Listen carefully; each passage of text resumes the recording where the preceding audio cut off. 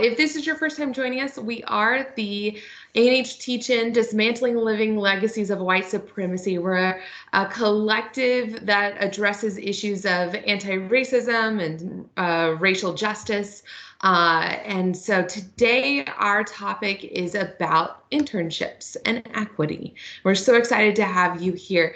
Moderating our discussion today is Brianna Hobbs. Brianna has been with UTD for almost 6 years as the Assistant Director of Experiential Programs in our University Career Center.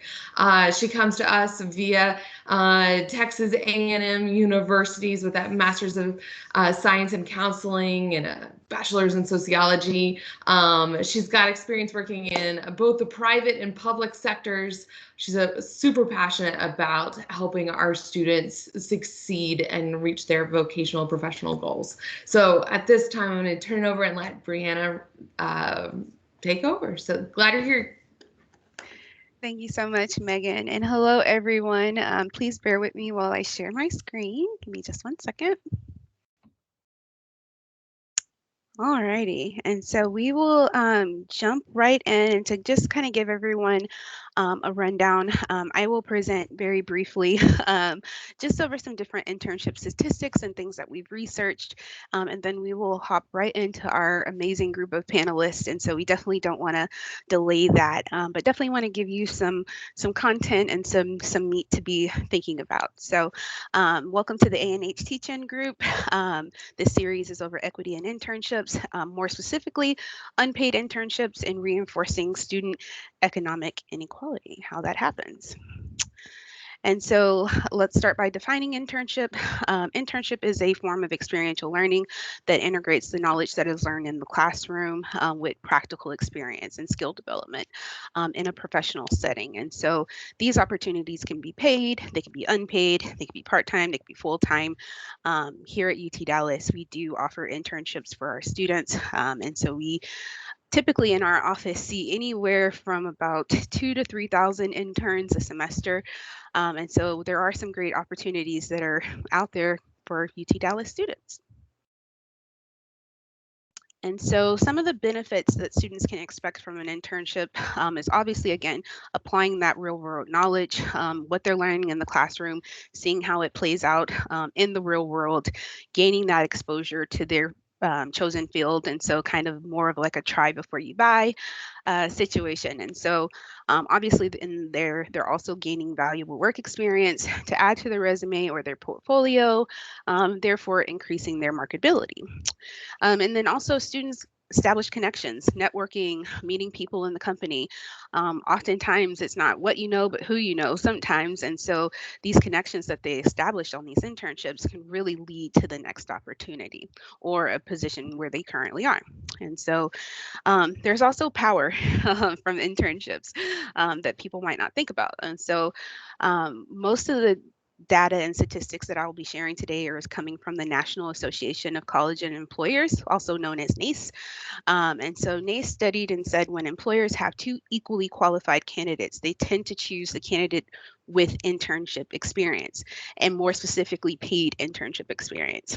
More offers post-graduation, they typically start off at a higher salary.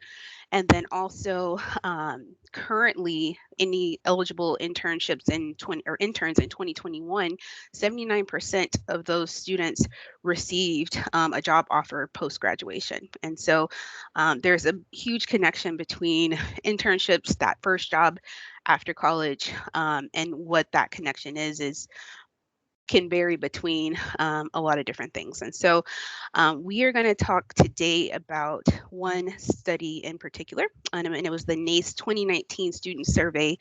They surveyed over 20,000 college students between 470 different institutions and colleges. And for this particular study, they did focus on just the senior population. And so the senior population for this study was about almost at 4,000. And so we are going to hop right into paid internships. And so while most internships have value, NACE researched and found that paid internships benefit students in multiple ways. And some of the things we've already talked about: first job out of college, starting out at higher salary, shorter time searching for a paid opportunity. And so you can see here by the graph, these are job offers based on intern status. So those students that had no internship at all, 27%. Also, that was the amount that received job offers post graduation. The students who did an unpaid internship, 31%, those were the ones who received job offers post graduation. And then paid internships were right at 55%. So you can clearly see that the students that are getting the majority of the job offers post grad are those who participated in a paid experience. With paid experiences, also, we want to take a look at what were those starting salaries for those students. And so students who did get a position post-grad, those who had no internship experience at all, on the low end, they started off right at about 40,000. On the high end, they were at 45,000. Those students who participated in an unpaid internship on the low end started off at 35,000, and on the high end started off at 40,000. And then those students who participated in a paid internship, they started off at 55,000, and on the high end 60,000. Of course, this doesn't dive in deeper with majors and what the roles were, but just from this graph, you can see there's a clear distinction that paid opportunities are getting a lot of advantages for these students. So if they're out there and they're participating in these paid internships, they're definitely getting the long-term benefit post-grad. And so we want to take a look at not only the benefits, but who are getting these benefits. And so while this analysis indicates that the path to employment may be exclusive, the data that was collected from NACE students survey shows that there are some disparities between racial, ethnic minorities, women, and first-gen students are all underrepresented in paid internship opportunities. And so we want to take a look at how unpaid opportunities are affecting particularly students of color and underrepresented students. And so Black and African American students accounted for 6.6% of the respondent survey, but only 6% of that 6.6% were paid interns, and then 7% were unpaid. Hispanic and Latin students, as well as multiracial students, are those groups overrepresented in the population of students without an internship at all. The multiracial students are also more acceptable to take a unpaid internship versus a paid internship. Women in this survey accounted for 74% of all the respondents. Of that, 68% were paid internships and 81% were unpaid. Asian American students and international students on an F1 visa are more likely to be paid interns, while white students are more likely to be paid interns than unpaid or never intern. And they also accounted for 71% of all of the respondents and 74% of the paid internships. And so this next graph is kind of hard to read, but you can see the breakdown here. The white students are in green, African American students are in yellow, Asian American students are in orange, Hispanic American students are in blue, multiracial students are in gray, the F1 students and international students are in that magenta color, and then on the lower end, where there's just not a ton of data and research, are going to be our Native American students or Native Hawaiian or Pacific Islander students. And so you can really kind of see the differences, not only in no internships, but also as well as paid and unpaid. And so, as I mentioned, there are gender gaps. And so women accounted for the 74% of the total sample. And as I mentioned, 68% of that was paid and 81% was unpaid. And so obviously there is a gap between men and women, as well as first-gen students. And so it's another area that we need to consider and think about. But all in all, along with racial and ethnic minorities, women, first-gen students were all underrepresented in those paid opportunities. And so why does this happen? You might be asking yourself. And so Jacqueline Javier, one of the panelists for today, I attended a presentation that she did at NACE. She talked about equity gaps. And so I wanted to share this information with you all today. Equity gaps refer to disparities in educational outcomes of students on a metric. And so race, ethnicity, social economic status, gender, physical, mental abilities, as well as other intersectionalities. And so these gaps have been proven essentially to show that we are not supporting all students effectively. And so there's a skill gap, there's an opportunity gap, information gap, and a belief gap. And so all of these things combined can affect the student experience. And so when we're thinking about internships specifically, obviously that first job post grad really leads to any other job that you're going to have. And so those starting salaries are so important. And as we saw in the previous slides, there's a huge gap there for students of color, as well as women and first gen students. And so when we're talking specifically about the Black experience, the racial wealth gap is much larger than the racial wage gap, according to the Economic Policy Institute. And so, what this means is the median for white wealth in America is about 12 times greater than the median of Black wealth in America. And so, I personally feel that a part of this has a lot to do with internships and that starting salary and not being able to be in the same bracket, even starting off post grad. And so all of these different things obviously lead back to equity gaps. And that is kind of where we're going to talk about a little bit more in our work today with the panelists. And so, how do we open the door, right? Because clearly there's a barrier. So, how do we open the door and work more towards equity centered internships, and specifically for our students? And so, we want to talk about all students, but we also want to think about here at UT Dallas, what are some of those things that we might be creating a barrier and not necessarily realizing that there is a barrier. And so we are going to hop right into our panel.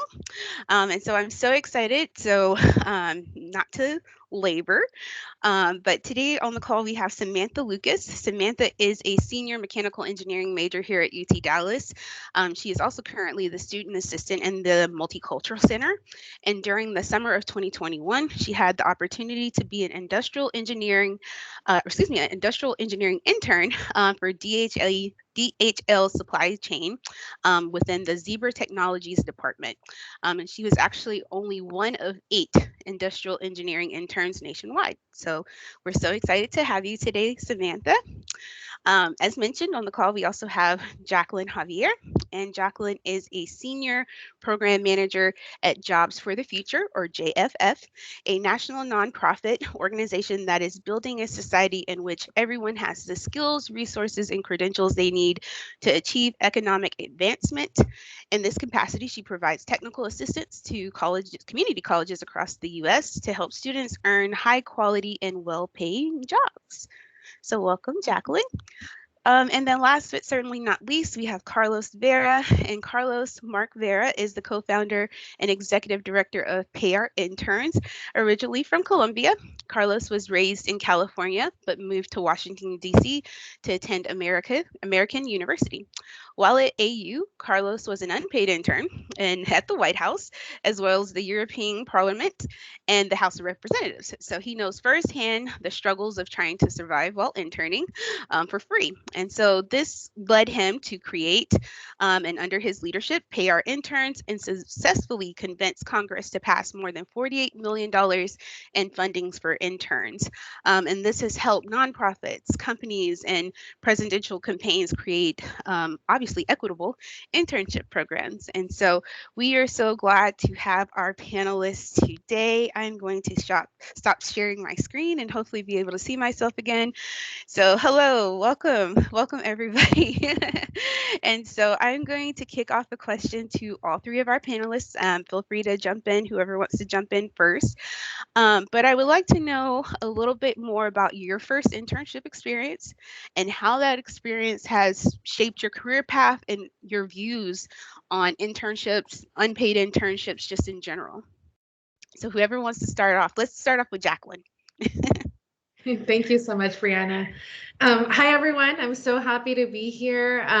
So as far as my internship, so I am a first generation college student and graduate, which those of you who are in this space who are first gen, you understand firsthand the struggles, right? When we are searching for internships. When I was an undergrad, I had a lot of challenges, including, coming from a low income household. I had struggles in terms of housing, mental health challenges that I needed to address. All that to say, internships were not really something that I considered because it wasn't top of mind. It wasn't a basic need that I had at the time. But I recall getting an email from my college regarding an internship program. And I said, well, why not? What's the worst thing that can happen? Maybe I get rejected. Sure enough, I got accepted. And here's the interesting part. I didn't even bother to see like where I would go. What am I going to do? I just knew I needed an internship because that was like the key to success.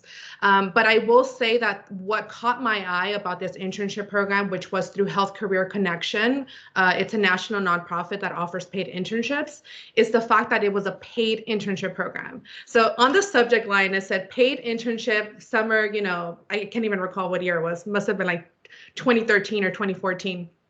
And that's why I opened that email.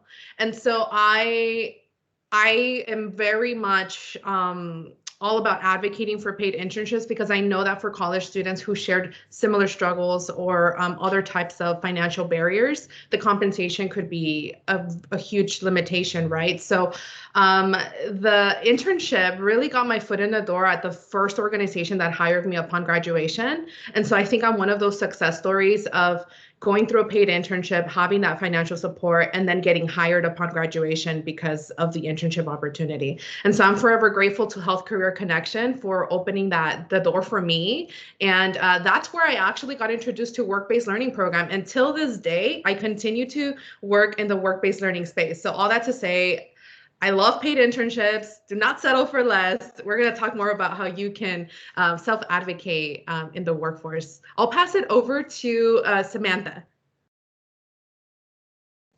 Okay, so my first internship was actually the one that was in my little bio.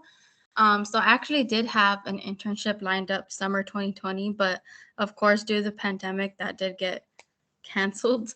But I would say one of the biggest takeaways that I had was just, I guess, learning about my worth and my value as like a candidate, because it's something like, when you apply to so many internships and you get a lot of rejections, or even just looking at what the requirements are and you're like, oh, I feel like I don't fit these requirements, or oftentimes they kind of expect you to have an internship experience, especially if you're like in your junior year or senior year of your undergraduate.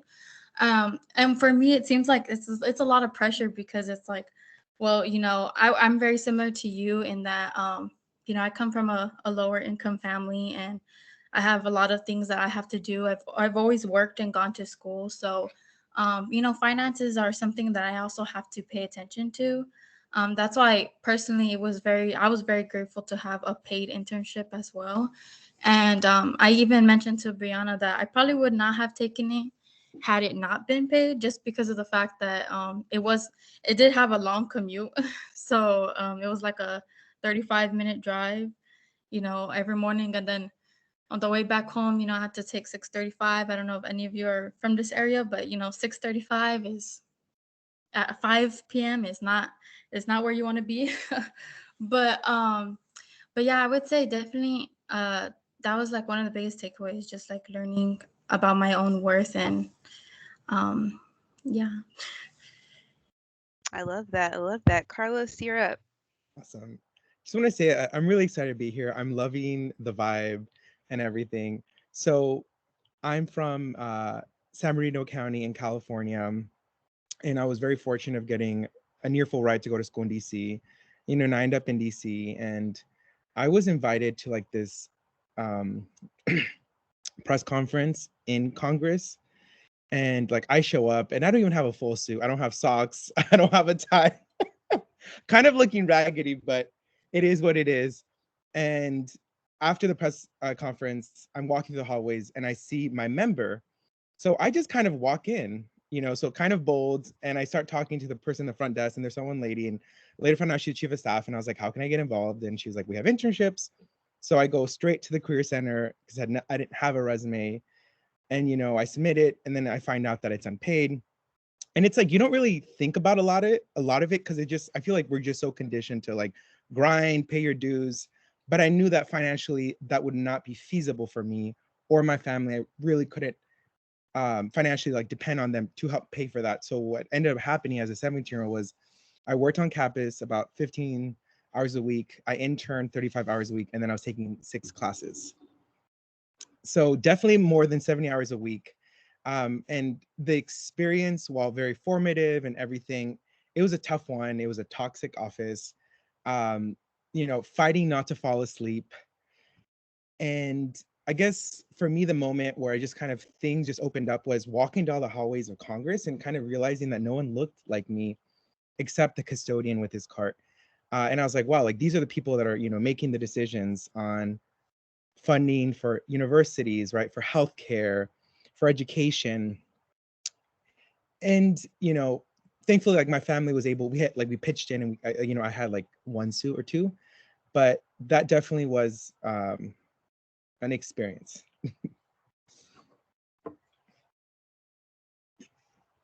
Yes, definitely sounds like it. I definitely am having touch points with every single one of you, and so have been there myself. And so I'm going to address this question towards, let's do Carlos. What do you think the biggest obstacle is in companies in supplying paid internships and in the world today? Do you feel that the fight has progressed towards providing interns with not only paid internships, but also a livable wage? Hmm.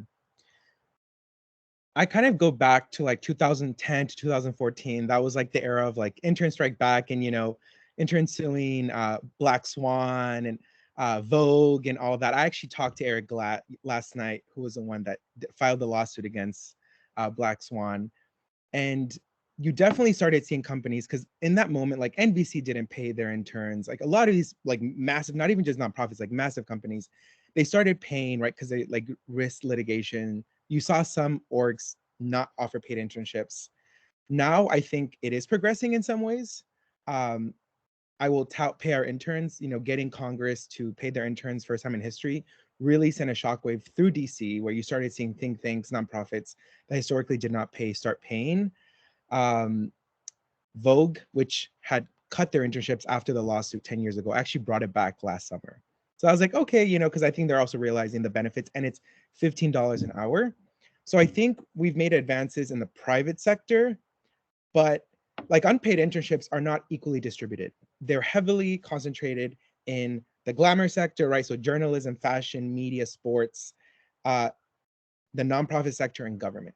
There it still remains a big issue. And to your point, which I like that nuance of like livable wage, you have some orgs, particularly nonprofits, being like, we pay our interns now and we're going to pay you $100 a month. And you, you can't even pay for gas for that, right? So I think that's one of the next fights is, okay, is it paid? Awesome. How much? Love that. Love that. Jessica, you being, or excuse me, Samantha, I was looking at your screen and not your face, so my apologies. Samantha, you being one of the only students on, or the only student on the panel, current student, can you tell us a little bit about what are some of the challenges that you feel like you're going to face entering into a job market, obviously with COVID going around and different stressors on students? Can you talk a little bit about maybe what your next experience you feel will be, and what does that look like for you? Yeah, so this is actually something I've been thinking about a lot. I am a senior, and I do graduate actually in December of this year. So I have a little more time to kind of figure things out. But honestly, it's been really interesting because, at the very start of the pandemic, I lost my job that I had, and then I lost the internship that I had secured. And so I was feeling very like nervous, and I kept hearing all these stories of college graduates who were graduating in spring of 2020 and or not getting jobs. And especially if you're like in a major like mine that's engineering, typically they tell you, oh, engineering always has jobs, there's always opportunities. So to hear that people that had my same major or a similar major are not finding opportunities after graduation was pretty scary to hear. But then after having my internship experience last summer, as I mentioned, one of the biggest things that it taught me was just to value what I do bring to the table. Especially because I think a lot of times we focus a lot on hard skills, at least in specifically like for my major, it's kind of like, do you know how to use these softwares? Do you know how to code? Like, do you have experience working with these tools? And so then if you don't have those experiences, it tends to feel like maybe I'm not the best candidate for the role. But one of the things that I did learn a lot was that it's really those soft skills that a lot of these companies seek. They want to know that you can learn, that you have the ability and the willfulness to learn, which I know sounds kind of weird, but it's really like that. Like, I have not met a single person who has graduated and said that they didn't continue learning at their new job. So for me, I'm trying to, I guess, stay positive and continue to build on my resume. I am involved in several different student organizations on campus. And with those, I'm just continuing to try to build like my leadership and my ability to work with teams, because I think that's really, really important. As well as like now, since I'm a senior, I'm really trying to take those classes that are more focused on like some of those skills that I might use in a real job. I am in the how do you say, in the, I don't know, I cannot think of the word, but at the moment I am like working on my resume and applying to internships and stuff for summer. Although it might not happen just because I do have to take senior design. So that's basically a whole internship in itself because you work with a company. So yeah, that's just kind of where I'm at. Thank you Brianna, if so you much. don't Oh, mind, can I yeah. just jump into what Yeah, Samantha go ahead. said? Yeah, please. So you brought up having your internship canceled, and I think, like, so I'm like, like, where do we start with this? When the pandemic started, interns, we received hundreds of messages from students, that their internship got canceled, school, booted them, right? And they were asking for money for rent, food, flying back home. And, it made us realize that, like, for a lot of students, particular youth of color, working class students, they were relying on that internship, that paid internship, that summer job to pay for their expenses that summer, and some of them to provide money to their family. So we started an intern relief fund where, we could give from $150 to $1,100, and for rent and all that. And the stories that we got were just heartbreaking. And it reminded me of someone. Her name was Anika from Arizona. She was interning for a newspaper, working at Old Navy. Both jobs got cut the same week, her internship and the job. And then her mom was a server, got laid off. So I think, to your point, it's really important for people to know that, like, as students, you may be 18, 19 years old, but for some students, they have a lot of responsibilities beyond just completing homework, paying their own bills, and also sometimes helping their family. Thank you so much for that. Jacqueline, I looked and it kind of seemed like you wanted to jump in too. So I want to check before I move on to the next question if you wanted to add anything.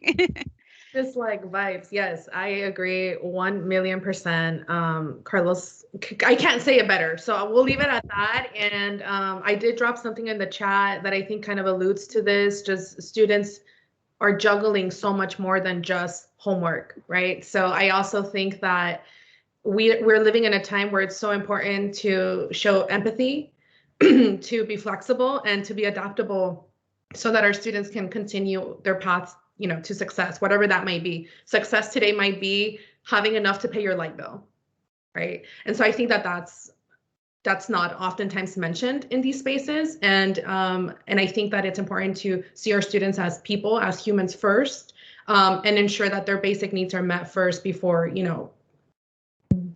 deferring to something else that's probably not a pressing issue at the time. But anyway, thank you so much, Carlos and Samantha, for sharing that. Ditto. All right. And I'll go back to you actually for this next question.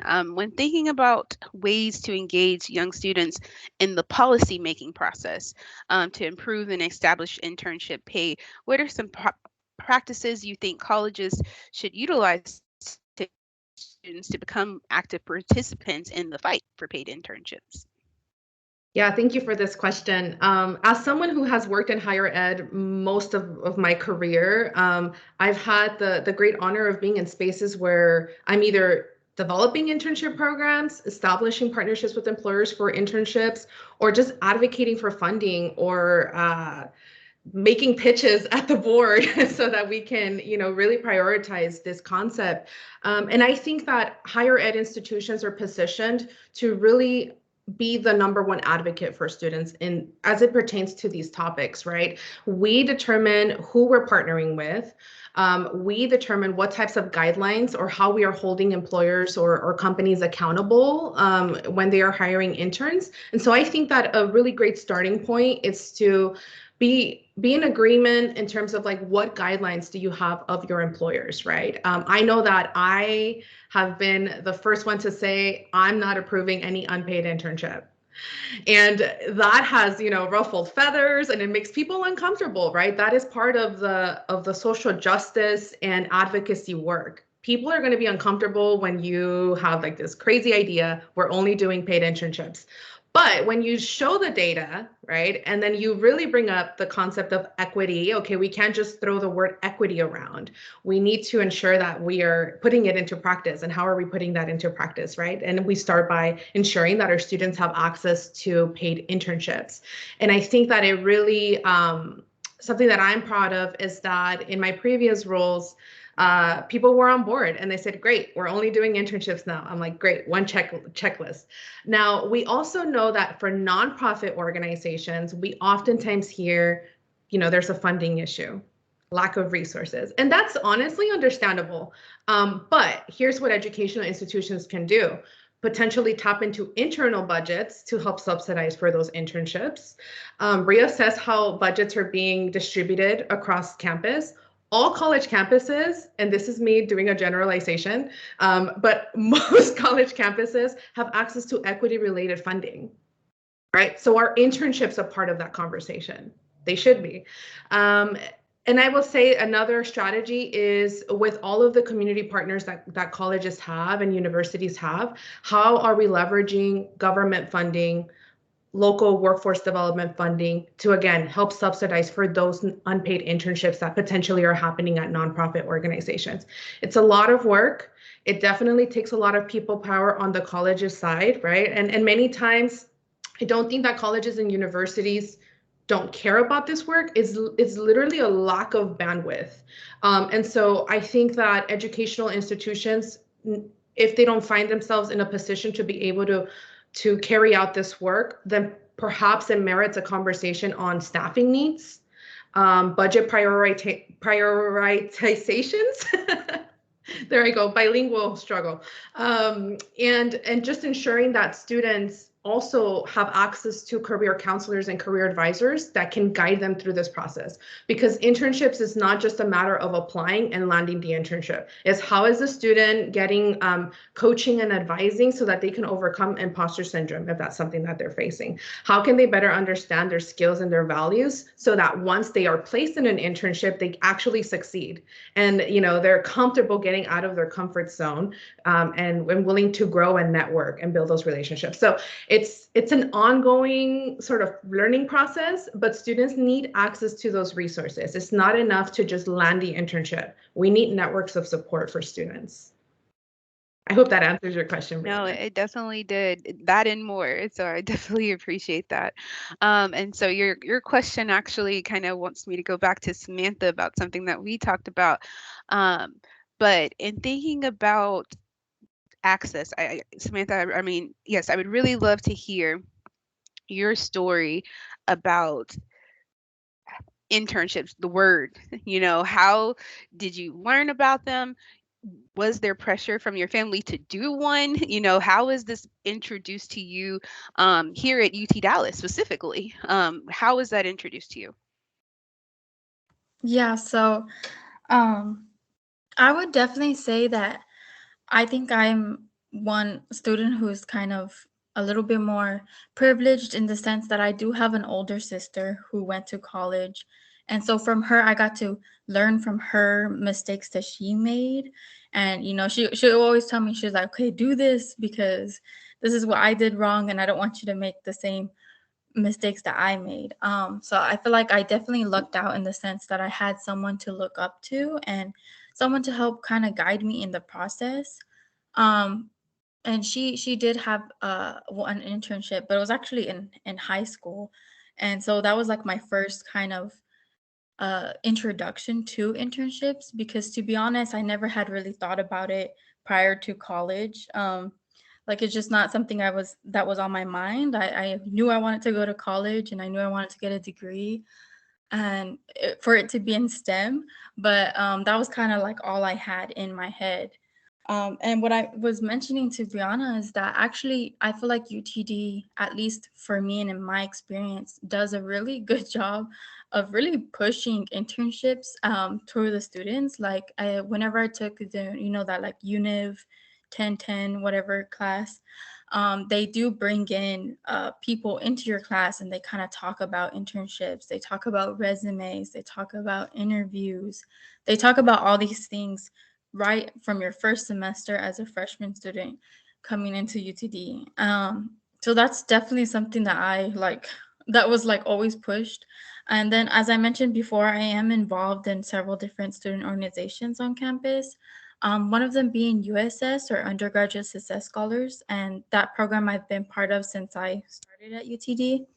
And again, they're really good about talking about internships and talking about getting experience before graduating to help you get those jobs that you want. So yeah, I think uh, like I said, I feel like I've just lucked out in a sense, and I've just been around a lot of people or professors who really love to talk about those things. So it's always been at the forefront of my mind. What I will say though is there sometimes is like a little bit of like a negative that comes with that, only because it's so much pressure to get that internship, and then when you don't get it, like after I think it was my first summer, so like the summer in between freshman and sophomore year, I tried to get internship, and I had no luck. And that feeling of like getting rejected and like not being able to get an internship and then knowing people that did, it was kind of like a hard thing to swallow, I guess. And then especially just to go back into school, and again everyone's just talking about internships, experience. So not to say I wouldn't have it any other way, meaning like I wouldn't want them to not push internships at us, but just to bring up a different like point for those students who struggle in getting internships, um, then there's kind of that like negative aspect to it. Oh, thank you so much for sharing that. I asked that question not to necessarily shine light on that UTD is doing all this great stuff, but that last little piece of what you were talking about right there. There's different experiences for students, and so we have a lot of faculty members on the call. I really hope that y'all are listening to what Samantha is saying and sharing in her experience in her particular unit. But I want you to think about your own areas and how are you encouraging students to do internships, and then are you also providing that support when they don't get it? Right? What are those needs, what are those gaps that they're missing that are not allowing them to push through, and are you referring them back to the career center? Because in the career center, it's our main job to make sure that students are prepared and that they feel comfortable and secure. So I really appreciate you sharing your experience, Samantha. I appreciate that a lot. Carlos, my next question is for you.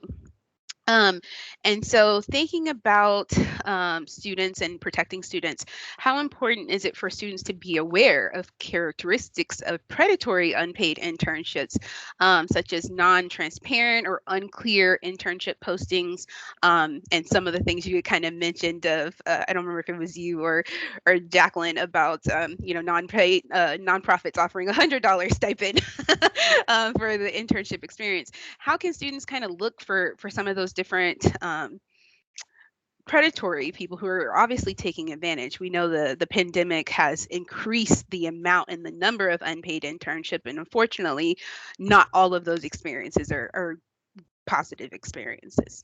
So, oh, you're mute. Looking for internships is kind of like applying for scholarships. If you have to pay a fee or what have you, that's usually a scam, a deposit. I usually worked with my career center. You know, I usually did a program that like they knew about, they knew like if, especially if it's like local. There was just an NBC LA article about someone that got scammed where they had to pay a deposit and it was just, they got ghosted. So I think those are a couple of things. There was a nonprofit, it was called the Borgen Group, where that's like there's like 100 interns, like 3 employees, and some interns are called like manager, this, that, like clearly violating Department of Labor rules, displacing actual employees. So stuff like that. So I think those are some warnings. I did just want to say, because I know time is ticking, Cynthia and a couple folks have brought up college credits and required things, and I don't know if we were going to be able to briefly just talk about that. Yes, let's go ahead and look. I was saving it to the end, but let's go ahead and bust it open now. And so there, for those who might not know on the call, there are, what's happening, at least in the higher ed space, is there are programs that are requiring students to do an internship in order to graduate. Like they cannot graduate without this requirement. You see this a lot in the master's level, and some of those areas that Carlos mentioned, nonprofit, higher ed, government, some of those different spaces.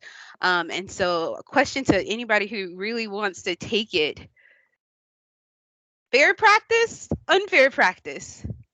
Should internships be required in a degree program?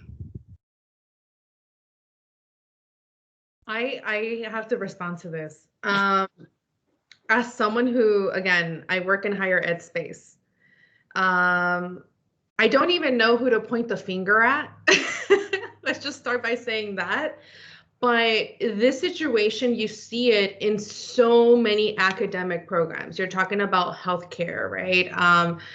Students who are doing even short certifications, but then they're being required to work 400 plus unpaid hours. I truly believe that there needs to be a disruption in the way that these programs are structured. And honestly, many times that is dictated even at the higher level. It's not even at the college level, because many programs need specific requirements for accreditation, right? There are different boards that oversee these certifications or these degrees. And so I think that there needs to be a lot more conversation happening at the policy level. And we're talking about like educational government level policy, because one college cannot change requirements if that is required by the Department of Education, right? So I think that being said, what we can do as a temporary workaround is try to be more proactive, whether it be faculty members working in collaboration with career services, or even hiring additional staff members who are dedicated to this, is establishing partnerships with those host sites where students can be compensated for their hours. Many of these programs, the hours are not going to go nowhere. You're going to have to complete those hours in order to get those degrees. But the compensation piece is a conversation that we can continue to have with our industry partners or community partners to, again, help subsidize for those expenses. And I have seen firsthand students who cannot complete their program because they cannot afford to complete those hours. And it is incredibly sad to see those situations happening. And I do want to just emphasize that it is our Black and brown students who are hit the most in these situations. And so, yeah, we need to change something. We need to change a lot of things. I'm going to jump in. One of our goals for pay our interns is we want to end unpaid internships across all sectors. Like, that is our goal. And, you know, we've made a lot of strides in government and some employers, but we started realizing that some employers will have, like, you can either get paid or college credits.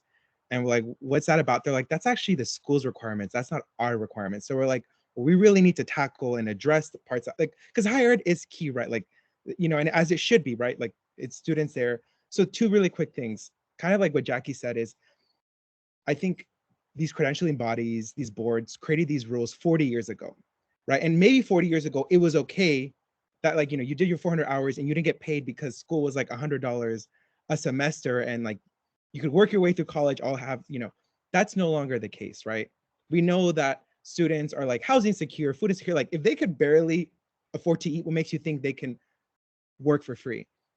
So one of the things that we're working on is looking at, like, let's start looking at how many programs have this and what can we change. To Jackie's point, you're not going to change the requirements, but you can at least allow them to get paid.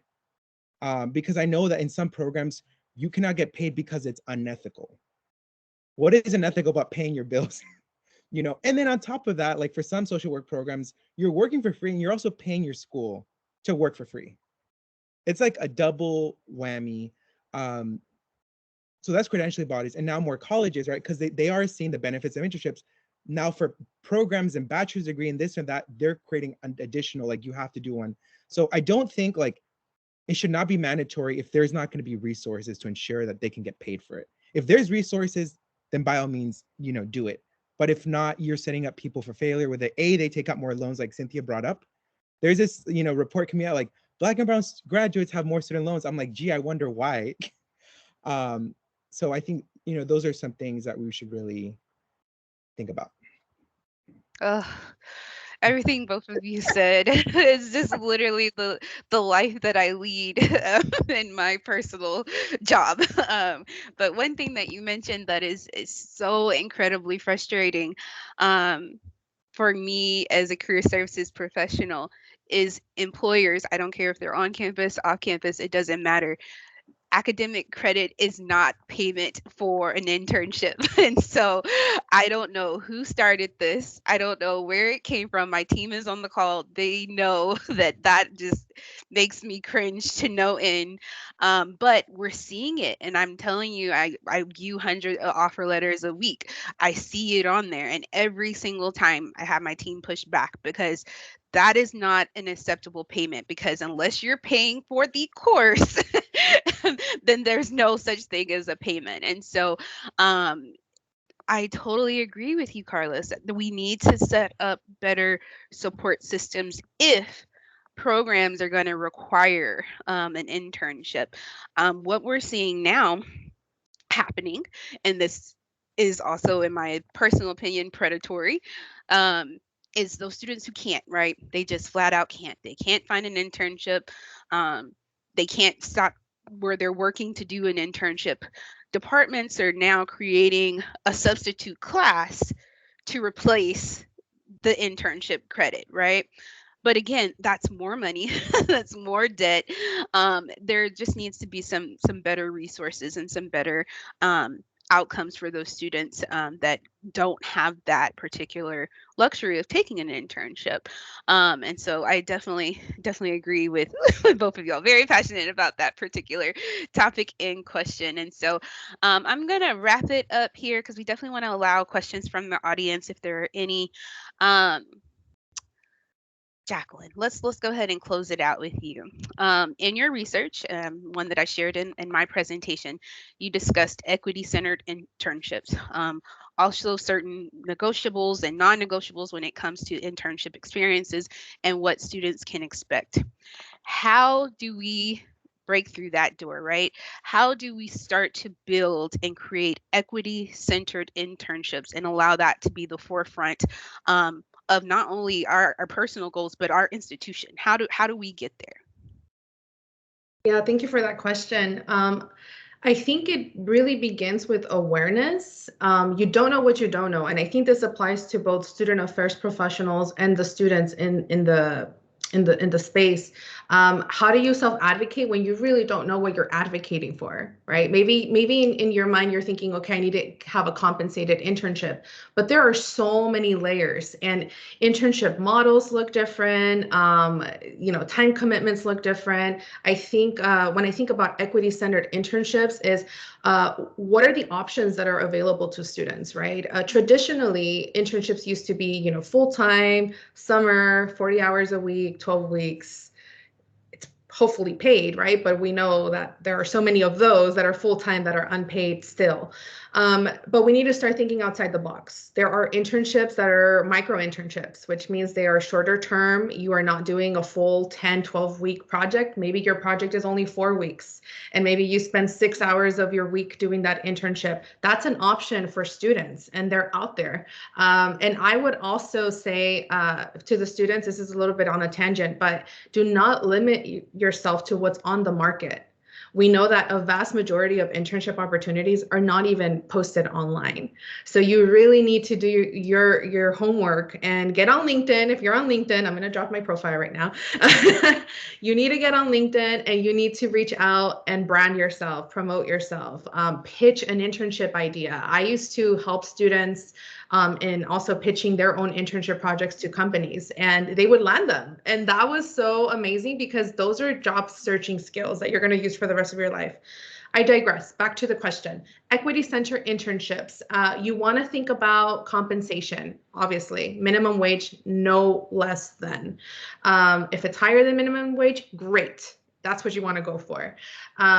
You want to think about travel reimbursements. So equity-centered internships will reimburse you for travel because anyone else in that company most likely has access to travel reimbursement, especially if you're being asked to go to events, represent the organization at any type of meeting, that's travel. You want to think about the schedule flexibility. An internship, if it's full-time, you can expect to work maybe Monday through Friday, 8 to 5, but maybe it's part-time. How are you negotiating that part-time schedule with, the hiring manager in the internship? That lets you know that flexibility is an indicator of whether or not they're equitable. I'll just leave it at that. And then you also want to think about there are internships. Other red flags that I used to bring up with my students is there are internships that have ridiculous GPA requirements. I'm telling you, as someone who graduated undergrad with like 2.7 GPA, and I'm proud of it, I didn't have access, or I self-disqualified from so many internships because I did not meet the 3.5 GPA requirement that an internship program was asking for. Is that equitable? No, because they are targeting a specific student population. Internships are designed to provide mentorship and help you evolve as a student, and a GPA does not mean skills.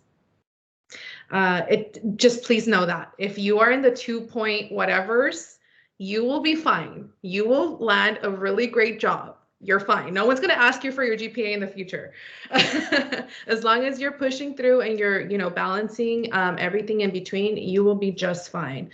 But also equity-centered internships will be intentional about linking you with a mentor, and your mentor may or may not be your internship supervisor. They want to hear from you as an intern. So hi, intern Jackie. These are like the things that we would like you to work on in your internship. But also let us know, what other projects do you want to work on? What are your interests? What areas do you want to grow in? What type of professional development do you want to have access to? Those are the conversations that let you know that this is an equitable internship, and they're not just looking for labor, they're actually going to give back to you too as a student. I can go on and on, y'all, but just know that there are really great internship opportunities out there. And if you don't find something that speaks to you, create it. You are in control of your future. You can do this. You have Career Center support staff that you can go to, and they can help brainstorm with you. And like I said, I'm going to drop my LinkedIn as well. And if you ever have questions, please feel free to reach out. I'll be more than happy to share connections or any organizations that I may be in touch with. Oh, thank you guys so much. And so I think to sum it up before we get into the questions is essentially know your worth, know your value, like Samantha says. There are opportunities out there, there are resources available, and also don't put too much stress, don't put too much pressure on it. It will happen. I think everybody sitting here can attest that it will happen, even when you think it's not going to happen. It will happen, but you have to know your value, you have to know your worth, and you got to put in that work. So thank you guys so much. You all have been an amazing panelist. Let's give them a virtual hand clap. And so we do already have some questions coming into the chat. The first question is, I work with a nonprofit that has been experimenting with sliding scale fundings for apprentices. What are some things we should be considering in this payment model? We don't have the funds to provide for every intern at this time. Whoever wants to take that.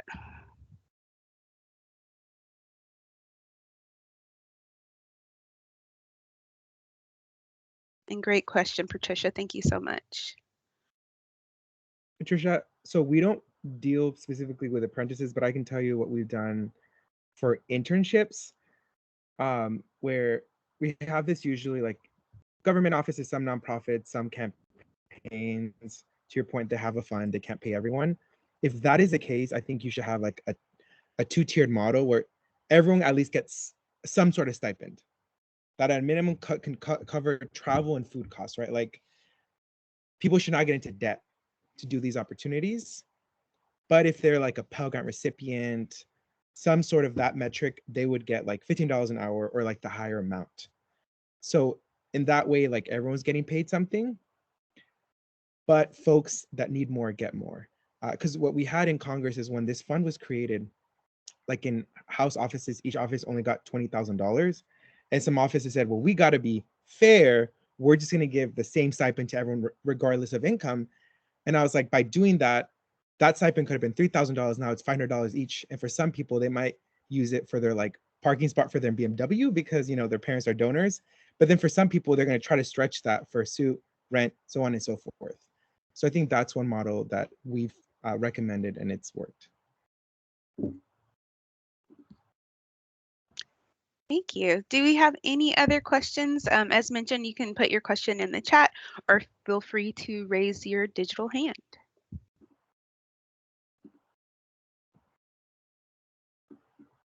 Going once, going twice.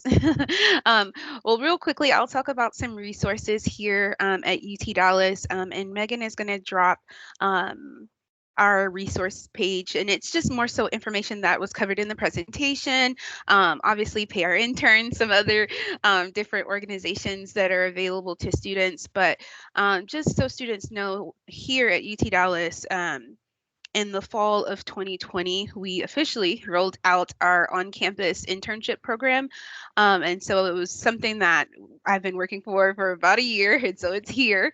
And this program allows for students to work on campus in paid experiences with departments. And so I think sometimes us in these spaces forget that, you know, we have experienced things too, you know, things to offer to students. And there's some students who want to work in our space, but we're going to pay them here at UT Dallas. And so all of those experiences are paid.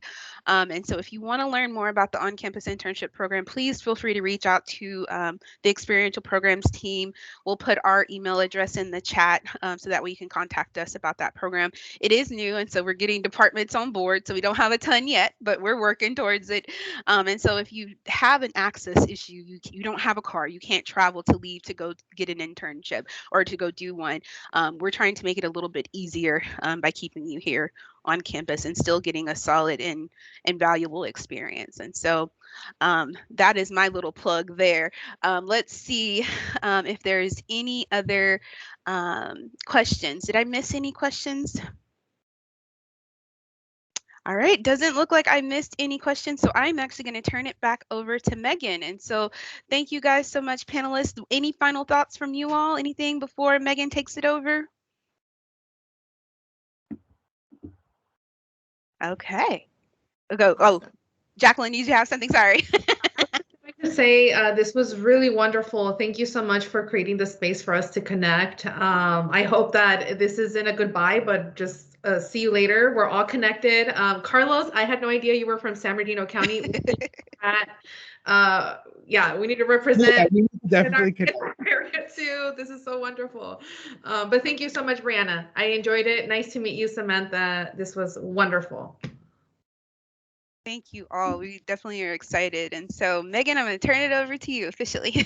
Awesome. Well, thank you so much, panelists and guests. We appreciate you, Brianna. Thank you for all your hard work in organizing today. This was fantastic. So my upload button is missing from Teams, so we're currently working on getting that resources added. But one thing you can do is sign up for our listserv for the teach-in, and we can get that for you. So look in the chat for something that Anne Gray Fisher posted to sign up for the email list. She also just posted a survey. We would love to get your feedback. That gives us direction for in shaping future teach-ins. And so please give us your thoughts, sign up for the list. And lastly, if you like what we're doing and you want to support, we do have a contributions fund that you can help us bring cool speakers to our table. So we appreciate you all on a Friday lunch break coming and spending your time with us. Have a wonderful weekend.